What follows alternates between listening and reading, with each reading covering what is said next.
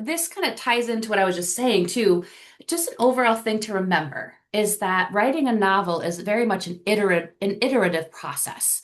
It's something you kind of keep coming back to it. That's what we talk about. There's multiple drafts, and you're revisiting your characters and your ideas over and over and over until you finally decide that you're done.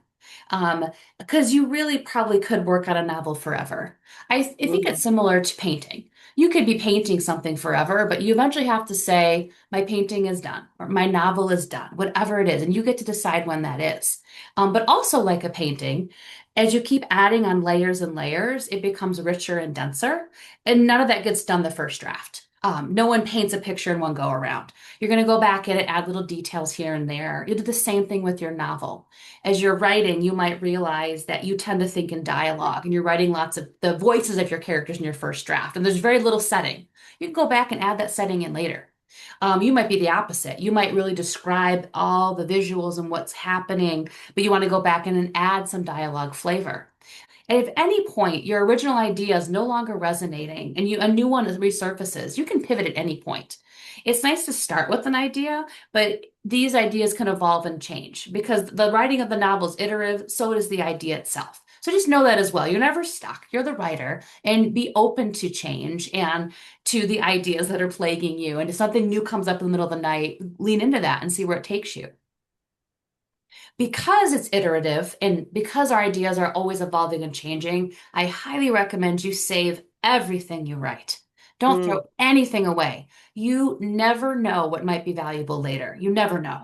I write in Google Drive. I like having Google Docs because then I can access it anywhere. Others like to have just a notebook. Others like Word, Scrivener. It doesn't matter what you use for writing, but you want to have a spot where you save material. So I have a document that's called Novel Scraps, and it's in a folder.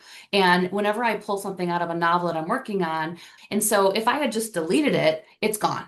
And so it's nice to be able to kind of go back and forth. And sometimes those novel scraps become shorter pieces of writing. They might become a short story.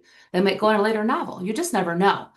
Something you think sounds terrible now, 6 months from now, you might actually think, oh, that wasn't that bad, actually. It just wasn't right for the moment. I also have a folder called Works in Progress, and I have lots of Google Docs in there with little snippets of ideas, and I save them, especially for a day where I'm feeling like I don't know what I want to work on, but I want to write something. Sometimes I'll just pull a random document out of that Works in Progress and just see what's there. I have things in there that are years old. I have some that are days old. But again, you never know what's going to spark inspiration later. And so always remember that. You might think it's not good, but it doesn't matter. Save it. You never know. Same thing with journals. I have a boxes of journals over the years. I don't always look at them as often, but it's just nice to know they're there if I want the inspiration. I also want to remind you that writing a novel just takes time.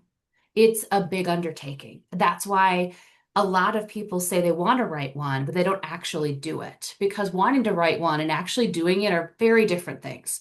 Um, Again, there's this equation of like it's not a sprint, it's a marathon. And that is true. I mean, it takes a lot of timing and planning and practice. You can't just wake up in the morning and say, I'm going to run a marathon and just do it. Or your body's likely not going to let you do that. And so I say this to remind you that you should not put pressure on yourself. So enjoy the process. Writing a novel realistically, minimally will take you months. It could take years. My Mm. first novel, I was with it for years. I would work on it. Sometimes I took breaks from it, went back to it. And then it's going to feel kind of weird. Then you work on probably the next project.